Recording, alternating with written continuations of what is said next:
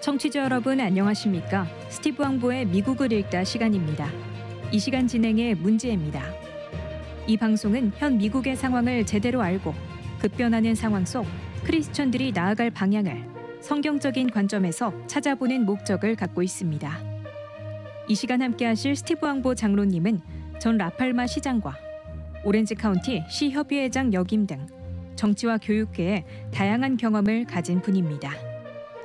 네, 스티브 왕보 장로님 2주 만에 뵙습니다. 반갑습니다. 네, 오래간만입니다. 우리 같이 생방송하는 거는 한 달 됐죠? 네. 최근 미국은 이제 성소수자 권리 문제로 조금 떠들썩한 것 같습니다. 민주당 텃밭인 캘리포니아주에 이어서 워싱턴주에서도 이제 자녀들의 이 성전환 관련 정보를 부모로부터 보호를 하는 법안이 통과가 됐는데요. 이게 사실 말이 뭐지? 제가 보기에는 성경이 부모에게 위임한 자녀를 가르칠 사명 이런 권리를 좀 위배하는 법안이 아닐까 이런 생각이 듭니다. 네, 아주 좋은 말씀을 해주셨는데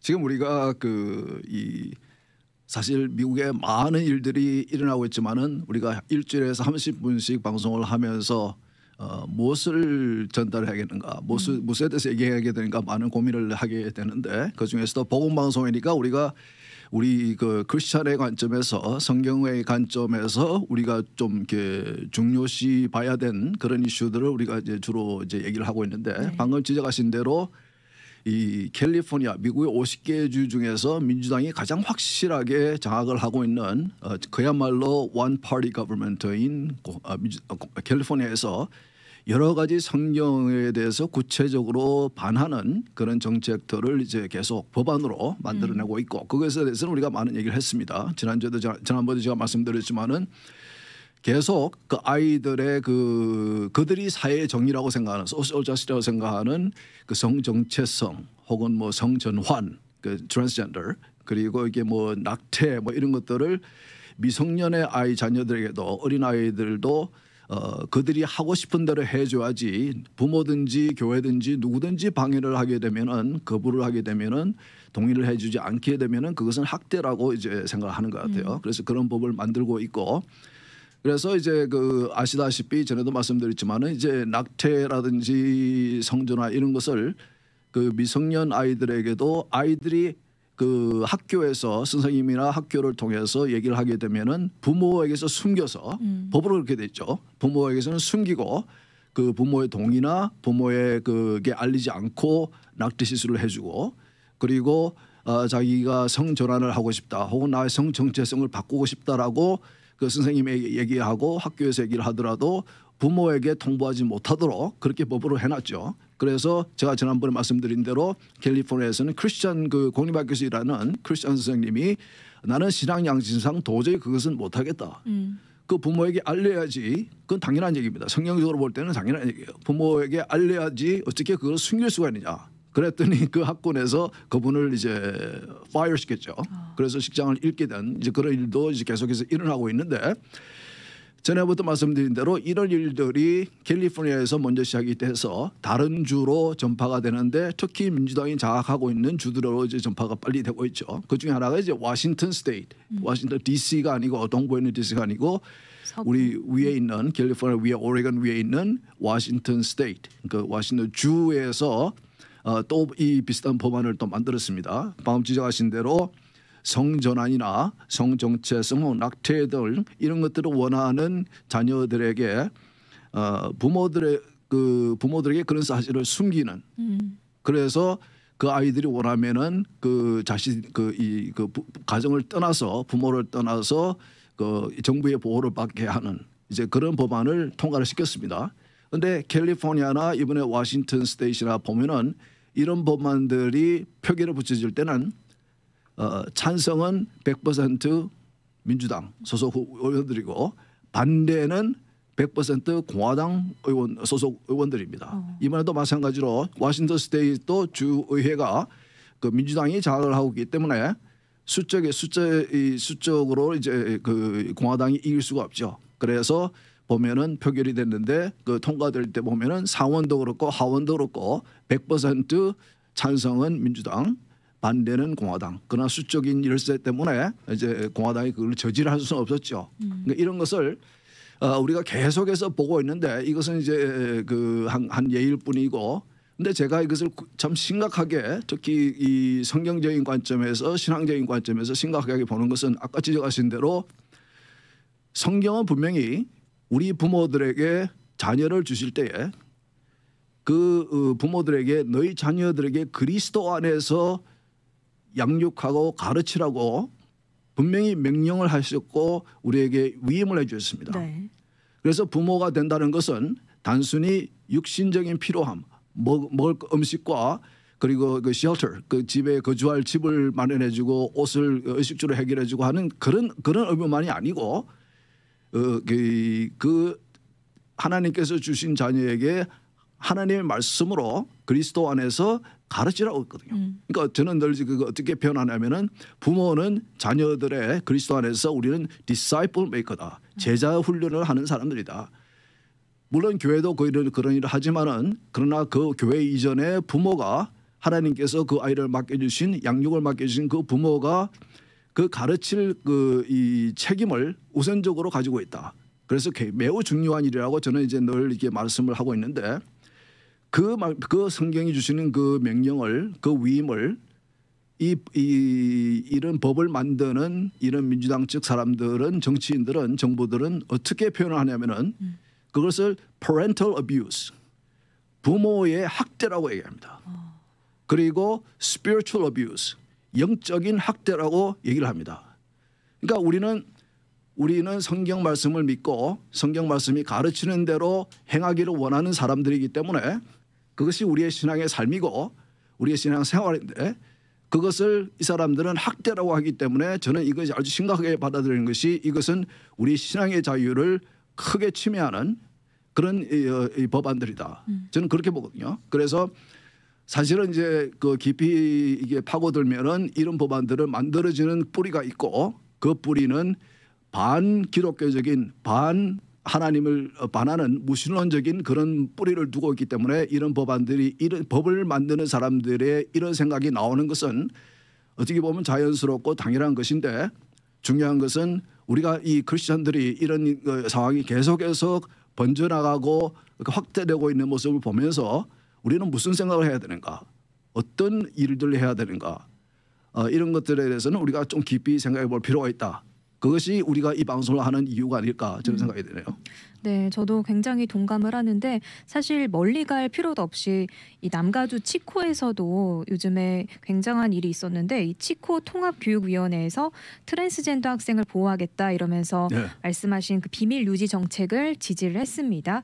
그래가지고 사실상 교직원이 이 트랜스젠더 학생의 성 정체성을 부모에게 비밀로 했거든요. 그래서 네. 학부모가 3개월 동안 아이의 그런 상황을 알지 못해서 프로테스트까지 하는 그런 네. 상황까지 갔는데 사실 이게 아이를 올바르게 양육할 책임이 있는 부모의 의무와 권리를 저는 이게 빼앗는 건 아닌가 이런 생각이 또 들어요. 당연하죠.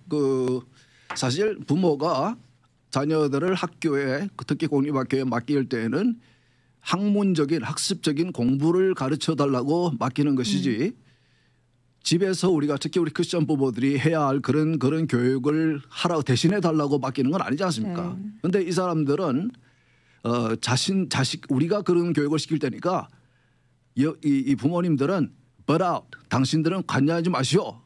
네? 이렇게 생각하는 거예요. 그리고 아이들이 원하는 그러니까 이제 미성년자 아이들 아직까지 인격이 완전히 형성되지 않은 아이들은 혼란 속에 있을 수도 있고 크면서 정체성의 혼란이 올 수도 있고 여러 가지 어려움이 올 수 있는데 그럴 때마다 크리스천 부모로서는 성경을 기준으로 해서 우리가 가르침을 주고 아이들에게 좀 이렇게 바로 이해할 수 있도록 바로 알 수 있도록 좀 이렇게 클리어하게 알 수 있도록 성경의 진리를 통해서 가르침을 주는 것이 하나님으로부터 위임받은 우리 부모로서의 역할인데 그것을 이 사람들은 어뷰즈라고 그러니 학대라고 그러니 이것은 심각한 우리 신앙의 자유에 대한 그 훼손이며 네. 이걸 어떻게 표현해야 됩니까? 대립이라고 그래. 예, 침해죠. 예, 그렇기 때문에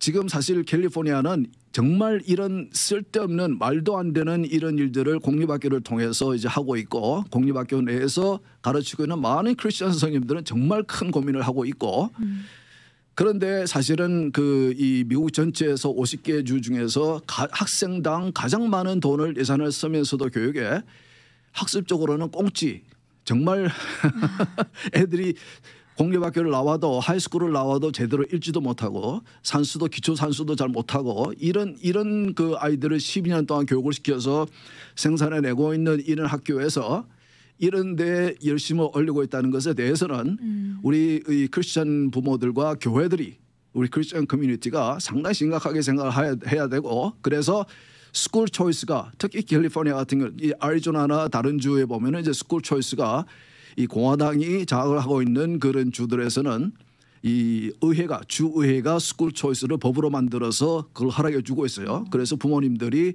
자기가 낸 세금으로 가지고 그 자식이 자녀에게 교육을 위해서 배당돼 있는 그 돈을 가지고 사립학교를 보낼 수도 있고 크리스천 스쿨에도 보낼 수 있고 이렇게 스쿨 초이스가 있는데 캘리포니아는 스쿨 초이스를 위해서 우리 자녀들을 보호하기 위해서 그렇게 열심히 노력하고 이것을 투표에 붙이기 의회가 안 해주니까 민주당이 장악하고 있는 캘리포니아 주의회는 절대로 그것을 허락해 주지 않으니까 그것을 주민투표에 붙여서 통과시켜서 그 스쿨 초이스를 이루기 위해서 굉장히 제가 알기로도 굉장히 어려운 가운데 노력하고 계신데도 교회가 협조하지 않는다. 교인들이 협조하지 않는다. 이런 것에 대해서는 정말 저 개인적으로는 참 화가 나기도 하고 슬프기도 하고 정말 우리 아이들이 불쌍합니다. 우리는 나이가 들었지만은 우리가 이런 문제를 보면서 아유 귀찮아. 나 이런 소리 듣기 싫어. 그냥 모래에 머리를 쳐박고 보지도 않고 듣지도 않고 마치 이런 일이 안 일어나고 있는 양 없는 양 그렇게 생활한다고 없어지는 게 아니지 않습니까? 우리 자녀들이 또 우리 후손들이 살아갈 이 나라인데 지금 아직까지 우리 그 미국 전체로 보면은 교회에 출석하는 분들은 숫자가 줄어들고 있지만은 그래도 아직까지 유권자들 가운데 대다수가 크리스천 밸류에 대해서 좋게 생각하는 유권자들이 다수인 이런 상황에서 우리 크리스천들이 조금 더 좀 노력을 하고 또 열심히 좀 기도도 하고 또 싸울 때는 싸우기도 하고 그래야 되지 않겠나 이제 그렇게 생각합니다. 네, 우리 크리스천들이 침묵을 하면 이런 잘못된 법안들이 앞으로도 계속해서 통과가 될 것 같은데요. 반대로 이제 공화당이 이끄는 플로리다 주 같은 경우를 보면요, 그 성 정체성 그리고 젠더 교육을 금지하는 조치가 있어요. 근데 이 조치를 기존 3학년에서 12학년까지로 확대를 또 했다고 합니다. 네.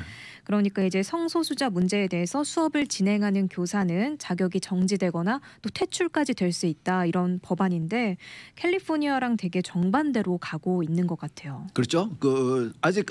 지금까지는 양정당 미국의 양정당을 보면은 아직까지는 그래도 기독교적인 가치관을 지켜주기 위해서 노력하는 정당은 공화당인 것 같고 그것이 바뀐다면은 그러면은 또 우리는 그 정당을 지지할 수가 없죠. 그리고 그것을 반하는 기독교적인 가치관에 반하는 그런 정책을 쓰는 정당은 이제 민주당인 것 같아요. 그래서 제가 이제 우리가 요즘 한참 이슈가 되고 있는 그 GPT 챗이지 않습니까? 네. 그 인공지능에게 이제 물어봤습니다. 궁금합니다. 네, 챗 GPT. 미국 정당들 중에서 기독교 가치관과 가까운 정당은 어느 정당이냐 제가 물어봤어요. 그랬더니 답을 이렇게 했습니다.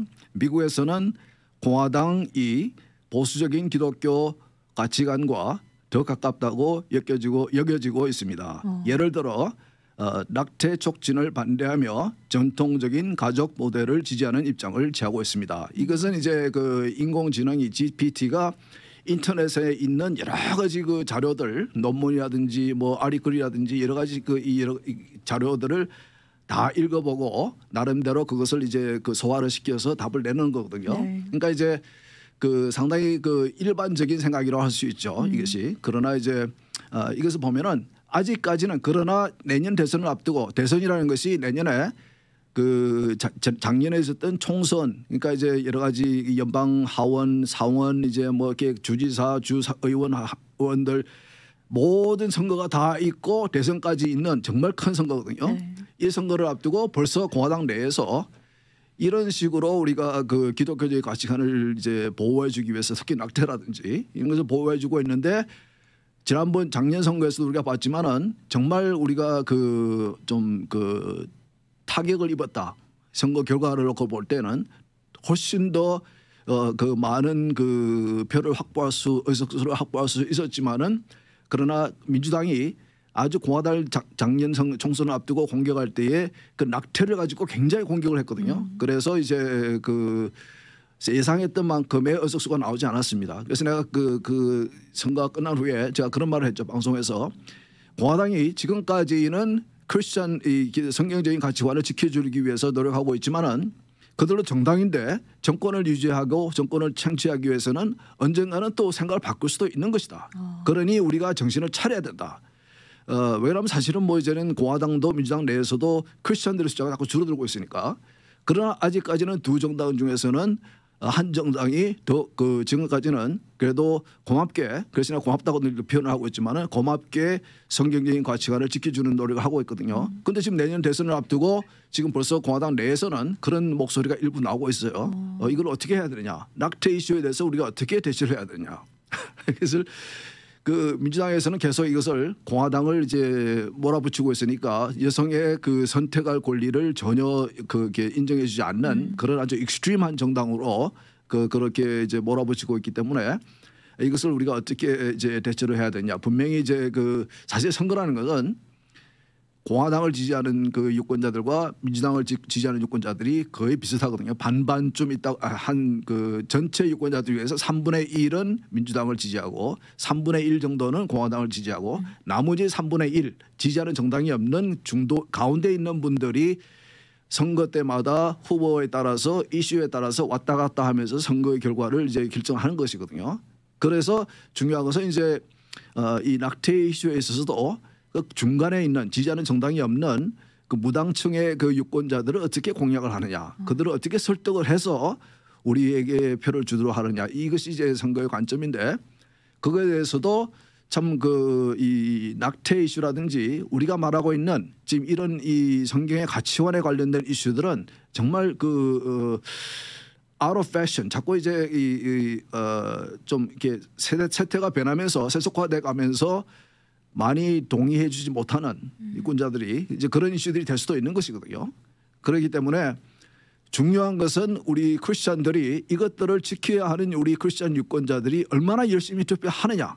열심히 투표를 하고 공화당이 그런 이 성경적인 가치관에 관련된 이슈들을 보호하기 위해서 노력할 때에 이 크리스천 유권자들이 지지해 주고 표를 주고 그래서 그들에게 정치적인 이익도 있게 그러한 그 환경을 만들어 줄 때에 우리가 조금 더 유지할 수 정치적으로 이런 것들이 유지가 될 수 있는 것이지 지금 그 이 메인스트림에도 마찬가지고 우리 한인 커뮤니티도 마찬가지고 크리스천 유권자들이 투표하지 않는 거로 유명합니다. 네. 예, 너무 투표율이 낮아요. 그러니까 표를 받아야 되는 정치인의 입장에서는 후보 입장에서는 그런 사람들은 필요가 없어요. 아무리 숫자가 많아도 투표를 하지 않으면은 그 사람들에게 신경 쓸 필요가 없는 거거든요. 아무리 숫자가 적어도 열심히 투표하고 정치적인 목소리를 내고 자신의 이 선거에서 이길 때에 도움을 줄 수 있는 사람들이나 세력에 대해서는 예민할 수밖에 없는 것이거든요. 그래서 우리 이 복음 방송을 들은 우리 한인 크리스천들도 그렇고 이 메인스트림도 그렇고 크리스천들이 조금 더 분발할 필요가 있다. 내년 선거를 앞두고 그 선거에 조금 더 적극적인 필요가 있다. 저는 이제 그렇게 생각합니다. 네, 이제 선거가 얼마 남지 않았는데요. 바이든 대통령도 다음 주에 이제 공식 출마 선언을 할 예정이기도 하고요. 그래서 이제 크리스천들의 투표율을 올리려면 이제 교회나 목회자들의 노력도 어느 정도 필요하지 않나 이런 생각이 듭니다. 예, 지금 우리가 염려하는 미국의 근본적인 그 건국의 정신이라든지 이런 성경의 가치관이 깊이 녹아져 있는 미국적인 이런 이 전통적인 가치관들을 우리가 지켜내기 위해서는 우리를 위해서 우리 자손들을 위해서 지켜내기 위해서는 방금 지적하신 대로 우리 크리스천들이 적극적으로 유권자 등록을 하고 투표에 참여하는 것이 매우 중요합니다. 그렇지 않기 때문에 지금 세상이 이렇게 세속화되어 가고 있는 것이고 우리가 방송 초기에 처음에 얘기했던 그런 이슈들이 정책으로 법으로 만들어지고 있는 것이거든요. 그러나 아직까지는 미국은 전체 유권자들 숫자 중에서 그 과반이 그 이 크리스천의 가치관을 조금 더 이렇게 좋아하는 그런 이제 성향의 유권자들이기 때문에 이분들이 열심히 투표를 하게 되면은 우리가 열심히 투표를 하게 되면은 이것을 지켜낼 수가 있어요.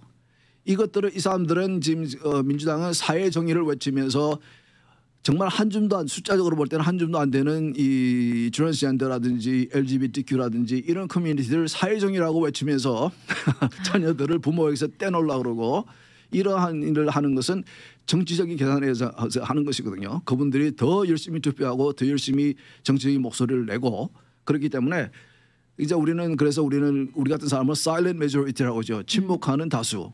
침묵하면은 언제나 이제 정치적으로 침묵을 하면 우리는 질 수밖에 없죠. 예, 그래서 이러한 정책들이 나올 수밖에 없고 지금 대통령이 되기를 원하는 개빈 뉴섬 캘리포니아 주지사는 대선에서 중요한 그 플로리다나 아이오와나 이런 주를 이제 순회를 하면서 지금 이제 외치는 목소리가 뭐냐면은 우리 캘리포니아가 하고 있는 이 정책들이 말야말로 정말 미국적인 정책들이다.